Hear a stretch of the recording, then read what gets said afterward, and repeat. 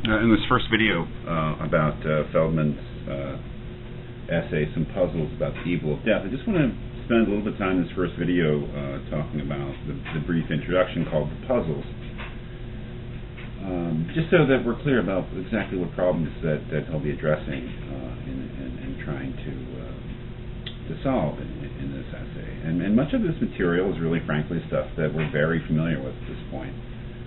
I mean, it almost seems like at this point that the only question with regard to death from philosophy's point of view is whether or not we can actually say that death is a bad thing for the one who dies. And although I think things at a certain point in our reading will open up from that, it does sort of seem like that. And we have been faced with that question repeatedly, over and over, really, in these essays, the controversy about whether it is really coherent or intelligible or makes sense to say that something bad happens to somebody when they die, to the person who dies. And we see that is his main concern here, and that the objections to that, which are basically the Epicurean objections to that, are what he has in mind and what he's trying to overcome. He begins by saying death is nothing to Epicureans, and then he quotes Epicurus' letter to Menoicus, slightly different translation, I think, a looser translation, frankly, than the one that we were working with. That famous passage in which Epicurus says, "Death, then the most terrifying of ills, is nothing to us, since so long as we exist, death is not with us, but when death comes, then we do not exist. It does not then concern either the living or the dead, since for the former it is not, and the latter are no more." Which is, a looser translation, I think, of the letter than the one we were working with, but more or less maybe even makes more explicit with some interpretation what the philosophical point actually was that Epicurus was making. Feldman indicates right away that he has his doubts about it. He calls it maybe a piece of sophistry on the top of page 308, and the idea of sophistry is a sophistical argument is one that is basically fallacious, and its intent is to dislodge a very sound intuition that we may have on one thing or another. Sophistry is trickery, really, in argument. That is, that it's faulty logic or unsound reasoning that gets us, or tries to get us, to give up a very common sense, sound notion that we have about a truth. And the truth we have, the notion we have, is that, yes, death is a very bad thing for the person who dies. It's the worst thing that can happen to you. It's not only bad, it's terrible. So, like other authors that we've read, Feldman is engaged in a kind of a rehabilitation of common sense, or reconstruction of common sense. How can we put our intuitive notions, our strong intuitive notions, that death is bad, not just bad in general for everyone when someone dies, but bad specifically for the person who dies? How can we put that intuition on a sounder, rational, philosophical basis?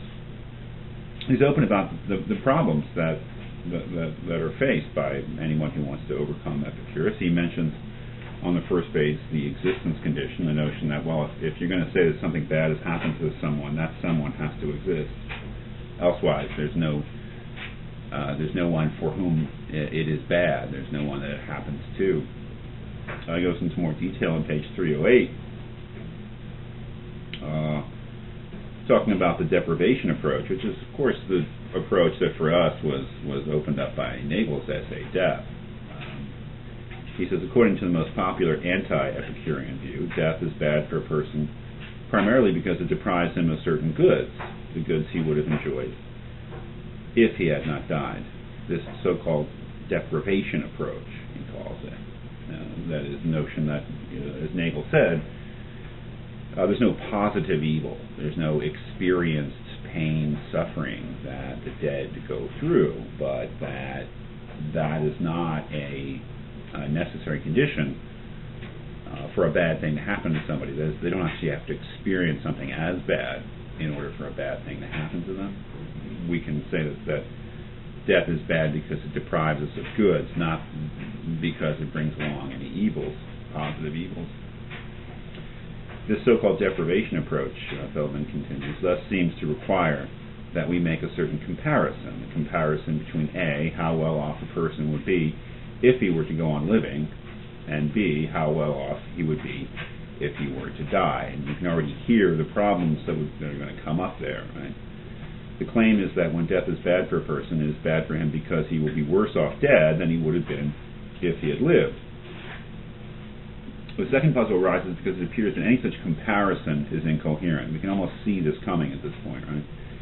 It seems to be, after all, a comparison between A, the benefits and harms that would come to a person if he were to live, and B, those that would come to him if he were to die. However, if he does not exist after his death, he cannot enjoy or suffer any benefits or harms after death. I mean, that is such a familiar problem at this point. That is, he's putting it in a slightly different way.